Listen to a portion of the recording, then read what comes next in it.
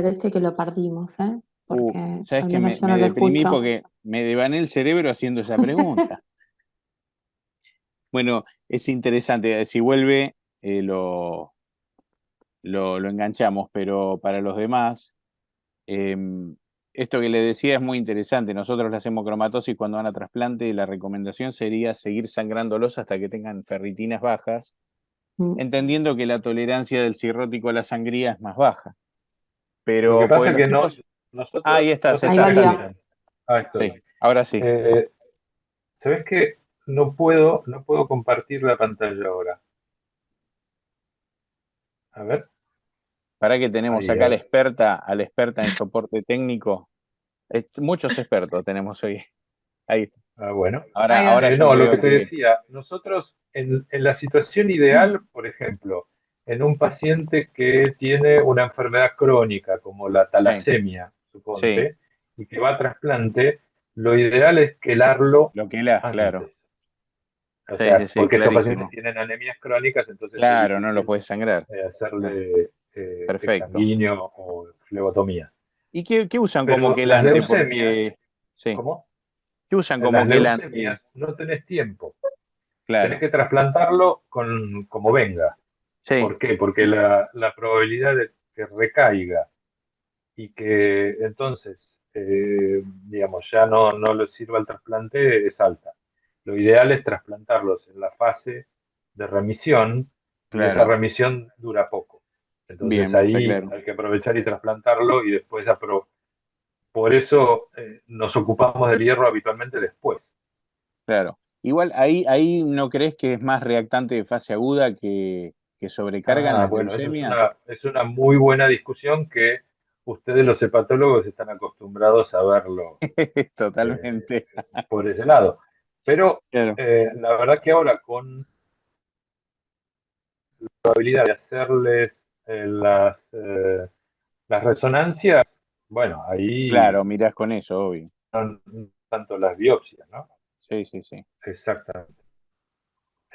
Yo sí, a ver si ahora Ahí ya se ve la Ahí pantalla. volvió.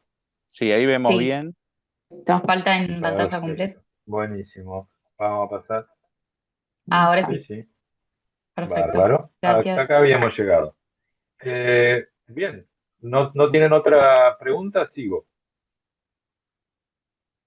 Hola. Sí, sí, seguí nomás. ¿Sí? Ah, perfecto, perdón. Bueno, entonces acá van a haber algunas biopsias.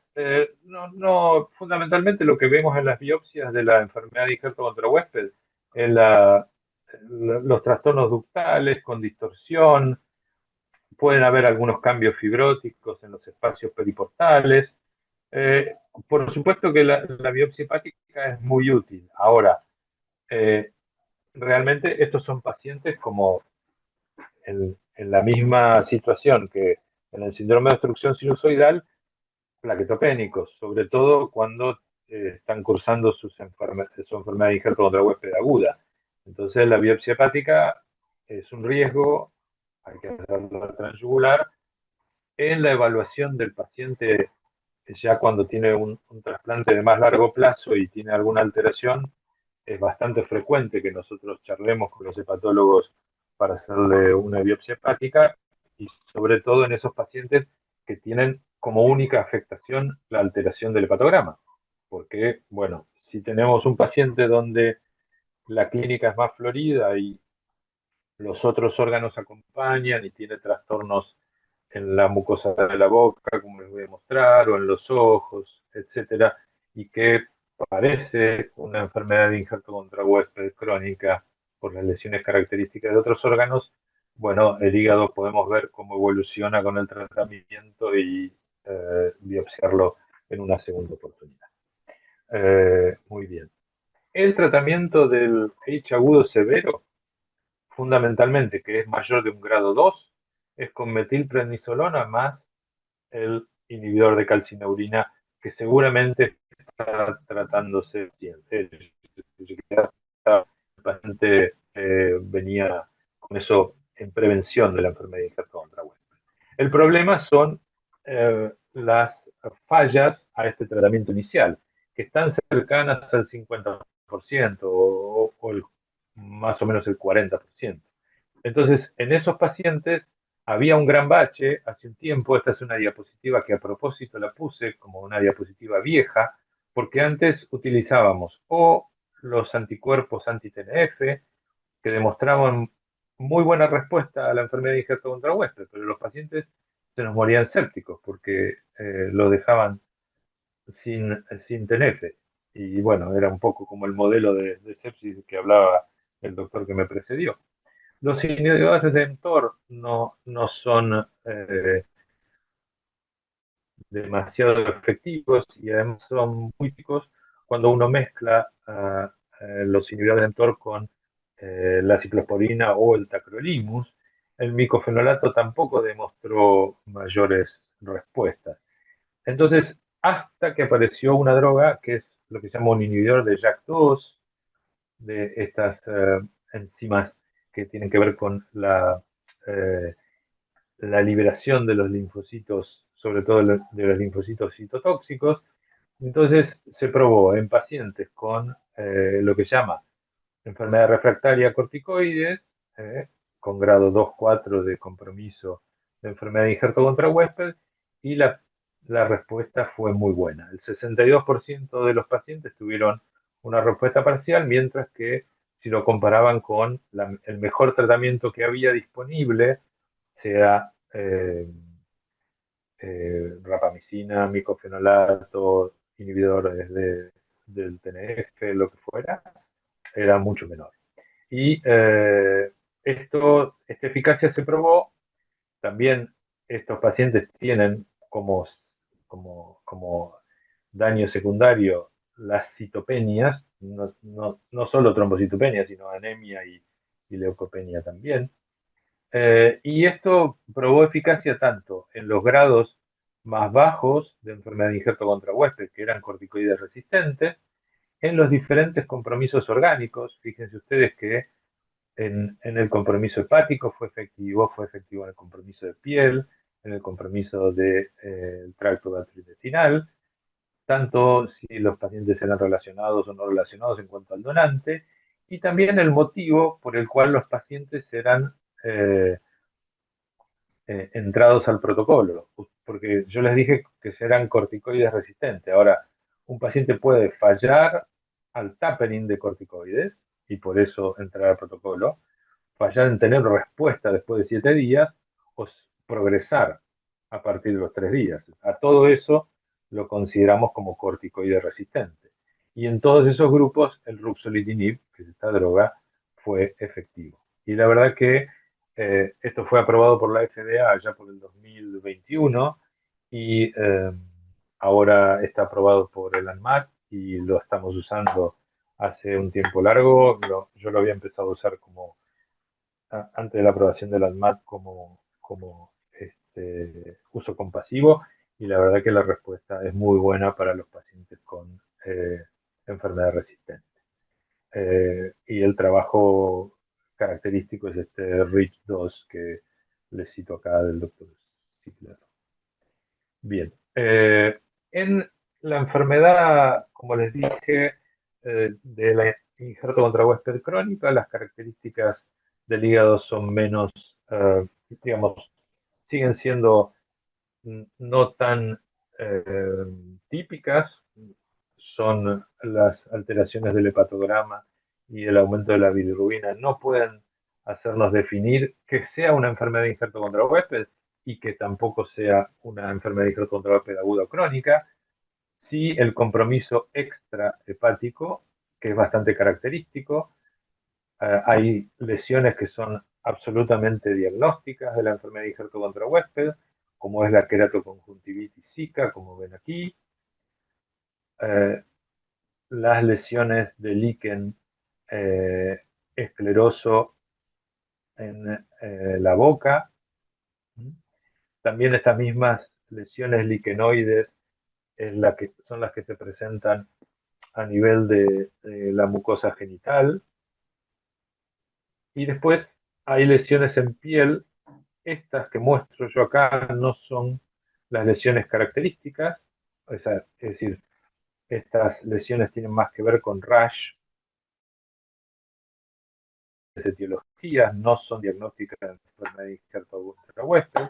Sí se pueden biopsiar estas lesiones de piel y aparecer los signos característicos de enfermedad de injerto contra huésped.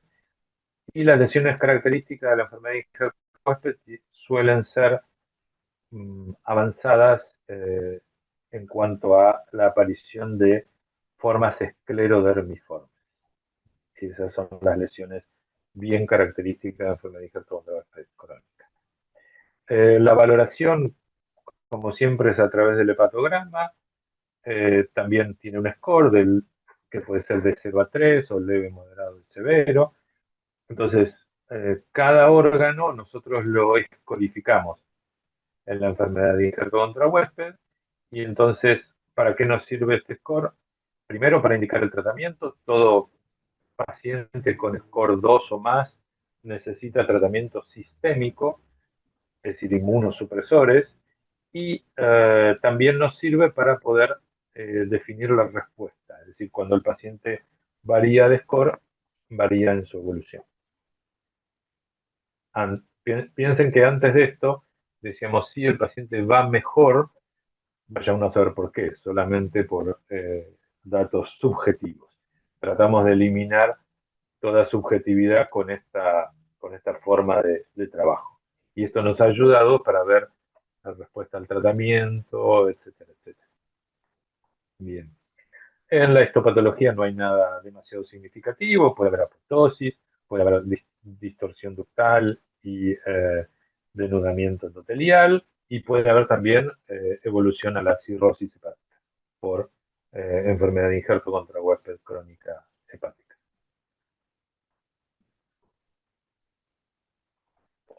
El esquema de tratamiento sigue siendo inicial el de los corticoides con inhibidor de calcineurina. Acá nosotros usamos habitualmente el tacrolimus. Algunos o la mayoría de nosotros usa el ácido urso desoxicólico con respuesta bastante significativa. Ayuda a mejorar sobre todo la hiperbilirrubinemia y el prurito que pueden tener estos pacientes, y los pacientes refractarios a la combinación de esteroides y el inhibidor de calcineurina deben ingresar a protocolos específicos de tratamiento. ¿Cuáles son estos? Fíjense ustedes que el 50% de los pacientes con AIDS crónico son esteroides refractarios. Y los pacientes que son refractarios a corticoides tienen una probabilidad de sobrevida mucho menor, fíjense ustedes, que los pacientes que responden a corticoides. Hay un armamento intenso de tratamientos que se han probado diferentes, desde la timoglobulina, la ciclofosfamida post-trasplante, etcétera, etcétera, etcétera. Nosotros nos quedamos con algunas cosas, y el mundo se ha quedado con algunas cosas, que son la terapia que aumenta la aparición de los linfocitos T reguladores. Fundamentalmente, otra vez aparece el ruxolitinib, pero se ha usado el sirolimus, el micofenolato, acá sí, con algún grado de respuesta, aunque el mayor grado de respuesta, como vamos a ver, lo tiene el ruxolitinib.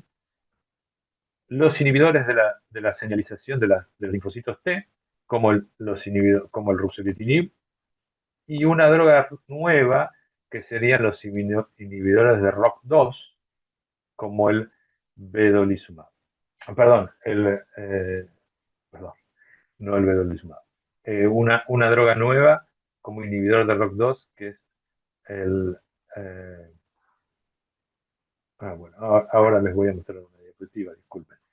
Otra droga que es inhibidor de las células B es el ibrutinib. El inhibidor de JAK2, el velusamudil. También hay otro un procedimiento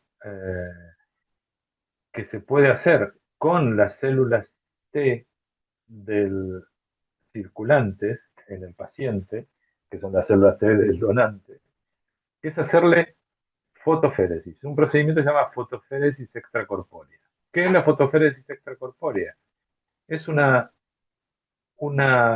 irradiación con rayos ultravioletas de los linfocitos del paciente. Y esta circulación es como, imagínense una plasmaféresis, ¿sí? Pero en realidad lo que yo extraigo con esta máquina de aféresis son fundamentalmente linfocitos. Y los hago pasar por una parte del aparato de la circulación, tiene rayos ultravioletas y a su vez los puedo, digamos, primar o los puedo inducir a que tengan una mayor respuesta con soralenos.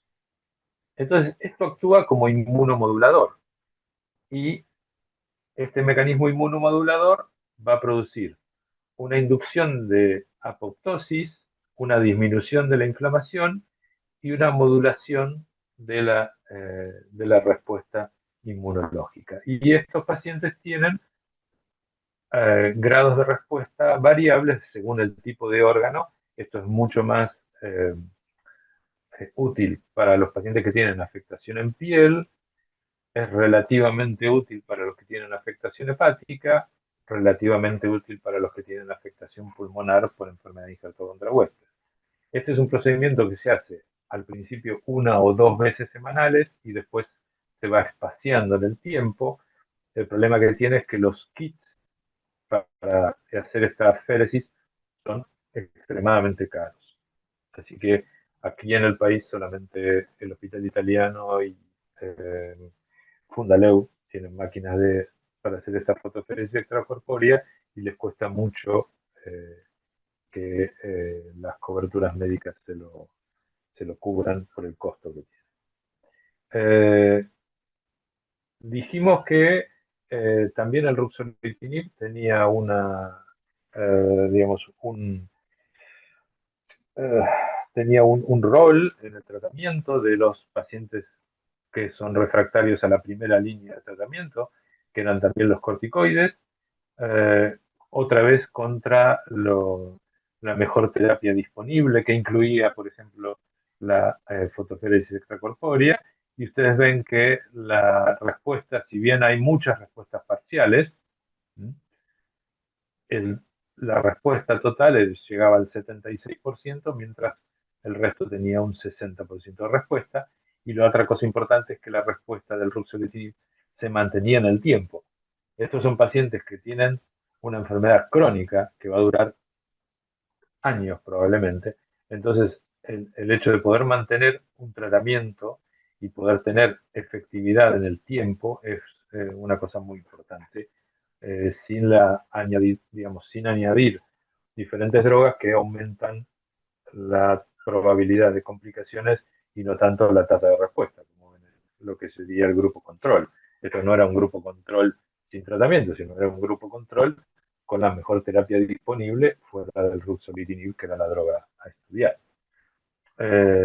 Acá tienen la nueva estrellita, que es el velumosudil, me lo voy a aprender. Este es un inhibidor de un paso enzimático que serían las ROC2, y que lo que produce es una disminución de los linfocitos TTH17 y un aumento de los linfocitos T reguladores, con lo cual tiene por un lado la disminución de la respuesta autoagresiva inflamatoria. Balancea a través de los T-Rex la respuesta inmunológica y disminuye la fibrosis como, como una consecuencia de esta activación inflamatoria. Acá ven ustedes, se hizo un trabajo parecido en cuanto a la población de pacientes que tenían más de 2 líneas de tratamiento, y esto incluía pacientes que fueron refractarios a el tratamiento con inclusive ruxolitinib. Y la tasa de respuesta era muy buena, tanto sea de respuestas parciales o completas. Y lo interesante para ustedes es que cuando el compromiso incluía al hígado, no era excluyente de otros órganos, es decir, acá el compromiso era muchas veces multiorgánico, como suele ser en la enfermedad de injerto contra crónica, pero el 39% de estos pacientes que eran refractarios a más de 2 líneas de tratamiento pudo responder a esta nueva droga. Esto provocó que este trabajo y otros provocaron que la FDA también lo incluya como una de las indicaciones para el tratamiento de la enfermedad de injerto contra crónica refractaria, y en la Argentina suponemos que va a estar disponible para mediados del año que viene. Ya por lo menos está ingresado en el ANMAT el trámite para tratar de aprobar la droga. Entonces, el AIDS hepático tiene un alto impacto clínico significativo, tanto en la forma aguda como crónica. El compromiso agudo severo contribuye a la mala evolución, con falla multiorgánica y alta mortalidad. Las formas crónicas pueden llevar a daño hepático terminal. La biopsia hepática es el arma de diagnóstico más importante, particularmente en la evaluación del AIDS crónico probable. Y el tratamiento inicial es tacrolimus esteroides asociado a uso desoxicólico en el tratamiento inicial. Después, como vieron, tanto el ruxolitinib como eventualmente el veluzumab van a ser los tratamientos del futuro. Nosotros hace tiempo que venimos usando el ruxolitinib con muy buena respuesta. Muy bien. En cuanto a otras alteraciones hepáticas, era clásico, digo era, porque realmente era clásico la descripción de la candidiasis hepatoesplénica como una de las causas de alteraciones hepáticas en el post-trasplante de médula ósea, pero nosotros utilizamos ahora como rutina la profilaxis antifúngica. Entonces prácticamente hemos dejado de ver a la candidiasis hepatoesplénica como una causa de alteración del hepatograma o alteración de las imágenes en el hígado. La clínica solía ser un paciente con fiebre que aumentaba la fosfatasa alcalina una vez que tenía un engrasment de leucocitos. En la tomografía se veían abscesos múltiples o imágenes inespecíficas. Acá ven ustedes las clásicas descripciones de las lesiones por cándida, que obviamente necesitaban de ser obtenida tejido para poder demostrar la etiología. Perdón. Acá tienen los preparados donde hay un granuloma con centros necróticos, etc. Pero la verdad que hace muchos años que no vemos nosotros una candidiasis hepatoesplénica después de la profilaxis con los azoles. Nosotros habitualmente usamos fluconazol en los pacientes con trasplantes autólogos o voriconazol o eventualmente caspofungina si los pacientes no pueden recibir azoles, así que con esa profilaxis no tienen estas complicaciones micóticas. Esta es una complicación muy rara, pero no por eso, si te toca, Dios mío, que otros hongos, como son los hongos filamentosos, pueden producir alteraciones hepáticas, en este caso un mucor que, bueno, evidentemente pasó la profilaxis. También otra enfermedad hepática post-trasplante puede ser la enfermedad linfoproliferativa. Esto, si bien no tiene no tiene un compromiso hepático predominante, puede ser una causa de infiltración hepática. La incidencia es variable también porque depende tanto del uso de timoglobulina en el condicionante inmunosupresor, como el estatus del virus de Epstein-Barr en el receptor, como de la utilización de donantes que tienen mismatch en la histocompatibilidad. Ustedes saben que la categorización de la enfermedad linfoproliferativa depende de la histopatología, y esto, digamos, así también va a ir el tratamiento, que puede ir desde la suspensión de la inmunosupresión y el uso de rituximab, cuando lo que tengo es una reactivación del virus de Epstein-Barr medido por la carga viral, hasta directamente la aparición de linfomas y en la necesidad de tratamiento de quimioterapia. ¿Qué les voy a decir yo de la hepatotoxicidad inducida por drogas? Sería muy, muy aventurado de mi parte, pero bueno, hay muchas de las drogas que nosotros usamos que tienen hepatotoxicidad y que deben ser consideradas en la valoración de los pacientes con alteraciones del hepatograma post-trasplante. Solo quisiera recordarles que la lista de agentes quimioterápicos que producen toxicidad es muy larga. Acá solo puse algunos ejemplos de los clásicos, y también, por supuesto, los antimicrobianos y sobre todo, como me enseñó Margarita Anders, el Bactrim. Así que una de las cosas a suspender son estas medicaciones en forma por lo menos momentánea, esperando que aclare el hepatograma, y a veces hemos podido evitar biopsias hepáticas suspendiendo alguna de estas drogas. Por supuesto que la hepatotoxicidad se puede manifestar con inflamación y necrosis, con colestasis o con directamente la disrupción sinusoidal y la fibrosis subendotelial. Eso, bueno, es lo que ven ustedes en la biopsia hepática. Vamos a la sobrecarga de hierro, y acá, como les decía yo en la charla informal que tuvimos en la interrupción, es muy importante para nosotros la resonancia con T2 estrella.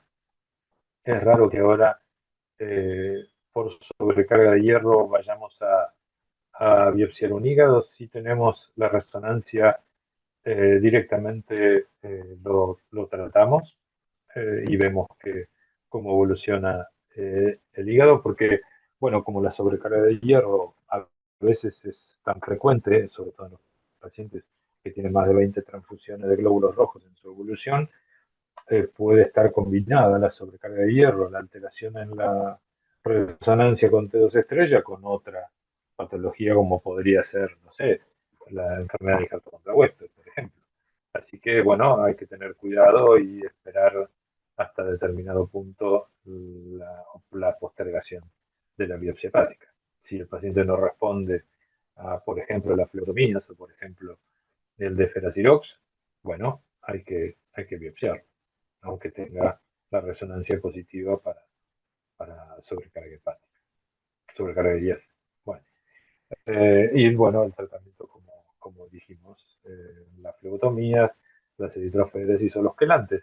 Si los pacientes anduvieron bien y el trasplante anda bien, se pueden hacer flebotomías. Tenemos algunos pacientes con Marganders que le hemos hecho flebotomías para sacarle hierro, y es mucho más barata y mucho mejor tolerada por el paciente que los quelantes orales. Acá voy a mostrar un caso que aprendí con nuestros hepatólogos del Hospital Alemán. Este es un chico interesantísimo, y quiero que ustedes, bueno, ustedes me van a enseñar a mí esto de hepatitis post-trasplante. Este es un paciente de 20 años que tiene una aplasia medular. La aplasia medular es una enfermedad difícil porque es una enfermedad inmunológica. Entonces, en el post-trasplante es muy difícil de sacarle la inmunosupresión, porque cuando uno le saca la inmunosupresión puede volver la aplasia. Entonces ahí teníamos un problema con este paciente, porque este paciente, bueno, en la evaluación estaba muy bien, tenía serologías negativas para virus B, C, recibió el régimen condicionante habitual, evolucionó muy bien, prendió el trasplante en el día 16, se fue de alta el día 20 por trasplante. En el seguimiento por consultorio andaba bárbaro, pero en el día más 130 aparece un aumento de las transaminasas por 10 veces el valor normal.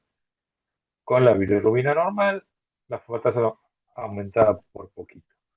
Una ecografía normal, tiene serologías otra vez para BC, Epstein-Barr, CMV, adenovirus, todo negativo. Suspendemos el Bactrim como me habían enseñado, no pasó nada. La ferritina era menos de 1000, raro, pero este paciente con una aplasia medular, como tenía una donante que era su hermana, lo transfundieron poco y lo trasplantamos rápido, que es una buena combinación para evitar la sobrecarga de hierro. Bueno, entonces acá ven ustedes la evolución de las transaminasas. Y aquí ven ustedes que bajaron las transaminasas. Ah, bueno, ahí ¿qué pasó? Bueno, ahí vimos algo que, esto es lo que me enseñaron los hepatólogos. Bueno, me salió mal el chiste. Ahí.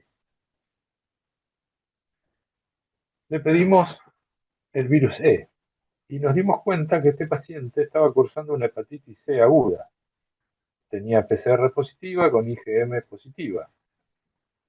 ¿Y acá qué pasó? Que bajaron las transaminasas. Nosotros ya les dije que en la aplasia nodular es muy difícil, sobre todo a menos de un año del trasplante, sacarle la inmunosupresión, porque el paciente va a recaer de su aplasia por trasplante. Entonces, los hepatólogos le tuvieron que poner tratamiento antiviral. Con ribavirina, el paciente negativizó la PCR y la IgM. Pero, claro, nosotros, a pesar del consejo de los hepatólogos, no podíamos sacarle la inmunosupresión. El paciente terminó el ciclo de ribavirina y volvió a hacer otra puse de hepatitis, como se ve acá con el aumento de las transaminasas. Así que, bueno, otra vez volvió al tratamiento antiviral y volvió a mejorar. Bien, así que este virus, que para mí con este caso era un virus que nunca había visto, cuando me puse a leer dije, pero qué burro soy. Tiene una tiene una alta frecuencia reportada en pacientes con hepatitis crónica y cirrosis en trasplante de órganos sólidos. El tratamiento hay que indicarlo si persiste la elevación de las transaminasas. En los pacientes inmunosuprimidos, disminuir la inmunosupresión no va a ser la ribavirina, que era lo que nosotros hicimos. Esto está en las guías de SIL-5, que para mí son la Biblia en virología. Y bueno, claramente hemos aprendido, y como dice esta revisión, que debe incluirse la pesquisa de este virus en la evaluación de hepatitis en pacientes oncomatológicos.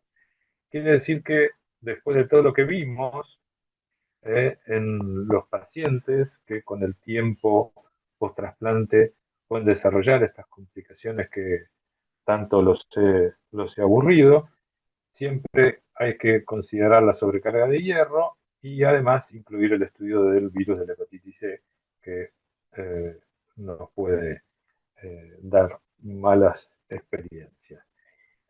Una de las cosas que lamentablemente aprendí el año pasado es que se puede hacer un trasplante hepático después de un trasplante de médula. Pero como dice esta revisión, que estudia los 47 casos reportados de trasplante hepático después del trasplante de médula ósea, los pacientes que se trasplantan con menos de 4 meses post-trasplante tienen una altísima mortalidad. Y esto es por las infecciones asociadas a la inmunosupresión y a los 2 trasplantes seguidos. Los pacientes que se trasplantan por alguna causa más de 4 meses posteriores a los trasplantes de médula ósea tienen 0% de mortalidad. Muy interesante me pareció. Aquí tienen en la base de UNOS de Estados Unidos, los pacientes que se trasplantan por enfermedad de injerto contra huésped tienen peor sobrevida que los pacientes trasplantados por cualquier otra causa. Esto también me pareció interesante de traerles. Esta bibliografía es el resumen de ese metaanálisis de los 47 casos y están todos los casos reportados. La mayoría de los pacientes, ven, tenía falla hepática por enfermedad venoclusiva, esto que dice VOD. Otros tenían enfermedad de injerto contra huésped. Los que tenían enfermedad de injerto contra huésped habitualmente eran enfermos crónicos y que fueron a trasplante más allá de los 4 meses. No vieron mayor rechazo que en la población trasplantada fuera o sea, que no se trasplantaba después del trasplante de médula ósea. Así que me pareció esto muy interesante.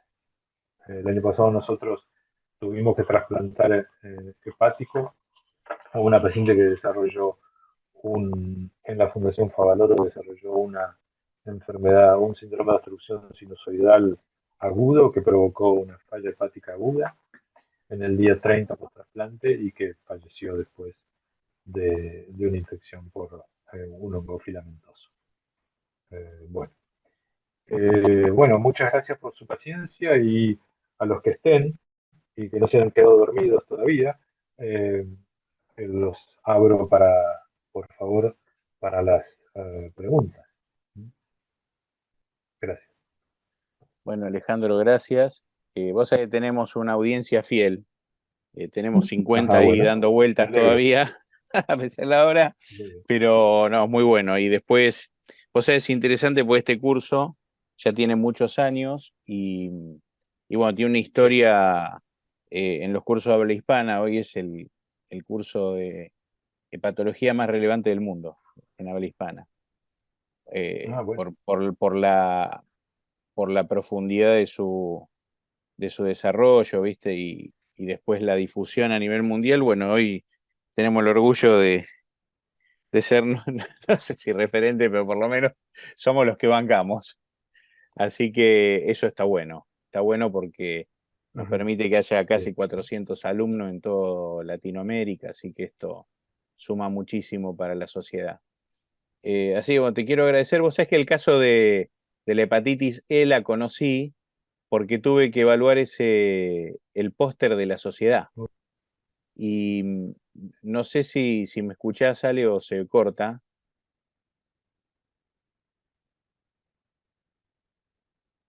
¿O Me soy parece yo? que se le cortó, no, se le Ah. cortó porque Sí, incluso está con el ahí, internet medio Bueno, inestable. no. ahí Quería volvió. hacer el comentario de esa hepatitis E. Es decir, uno no la piensa. Es decir, nosotros como hepatólogos no pensamos en la hepatitis E, aún en órgano sólido. Nosotros no somos no lo tenemos muy incorporado todavía el virus E, por una cuestión de que los trabajos son más de zoonosis y bueno, pero claramente el virus circula y el virus puede darnos dolores de cabeza si no lo tenemos en cuenta. Ya lo único que no me acuerdo de ese caso, si la ribavirina se la dejaron por cuánto tiempo en la segunda tanda de tratamiento, eso sí no me lo acuerdo. Me acuerdo que lo discutimos este caso. ¿Vos te acordás? Mira, estás bloqueado, estás muteado, digo.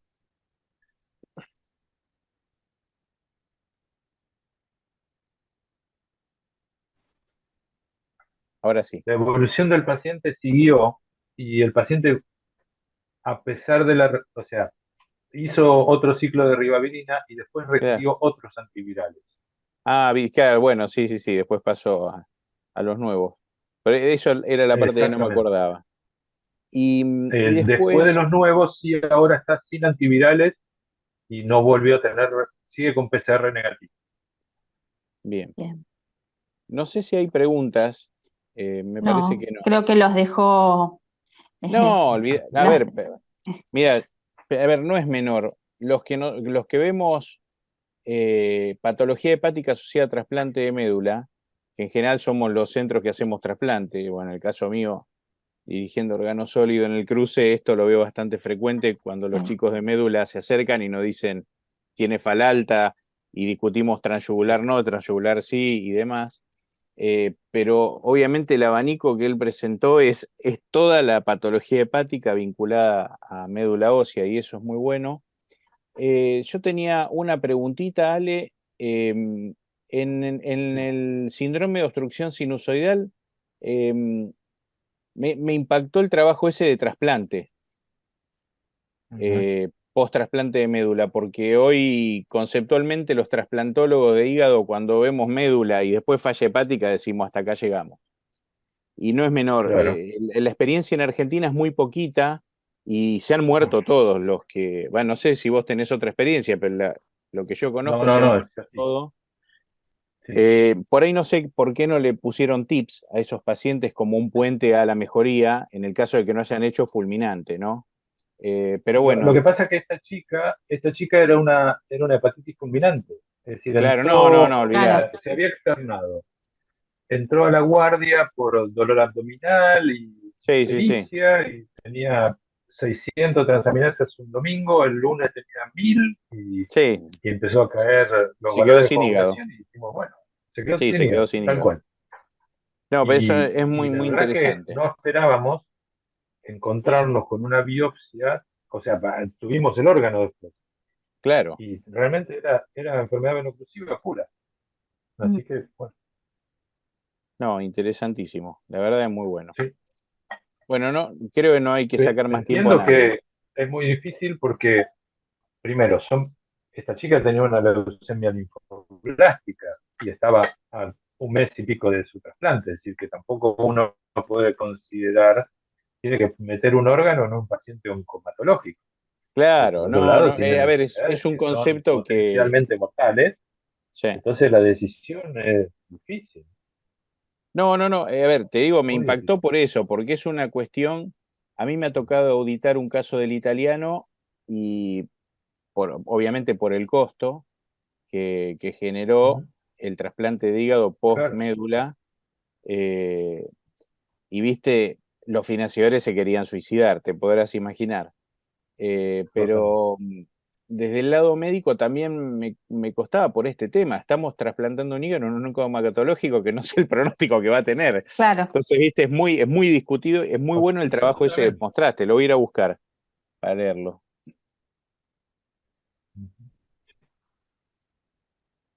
Sí, sí. Porque aparte es un trabajo que involucra a todos los órganos sólidos, es decir, Claro, se llama así, trasplante de órganos sólidos post trasplante de médula, porque hay casos, sí, o sea, yo tengo mielomas, por ejemplo, que necesitan trasplante renal, y ahí está una exactamente, importante exactamente. cita, y después los pacientes con trasplante pulmonar también, son muy pocos, pero sí. Bueno, muy interesante. Bien. Bueno, no sé si no hay más, no te sacamos No más hay, tiempo. no hay No, por favor. preguntas. Cualquier cosa, si los chicos nos envían alguna pregunta, Avanzamos. se Muy la bien. haremos llegar por mail. Así que nada, Bueno, doctor, muchísimas Bueno, gracias. Ha sido un placer muy bien. escucharlo, ¿eh? Bárbaro. Gracias. Gracias. chau. Muy bien. Bueno, Buenas bueno, chicos, nos vemos la semana que viene. Chau, sean felices.